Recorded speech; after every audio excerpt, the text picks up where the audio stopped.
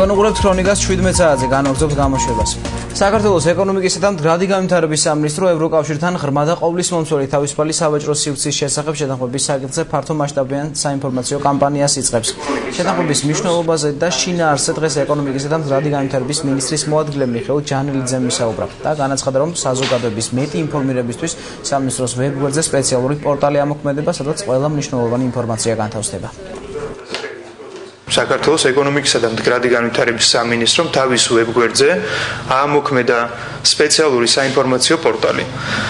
პორტალის მეშვეობით დაინტერესებულ მხარეებს შეუძლიათ მიიღონ ყველა საჭირო ინფორმაცია შეთანხმების შესახებ. სამინისტრო მზადაა უპასუხოს თითოეულ დაინტერესებულ პირს ინდივიდუალურად.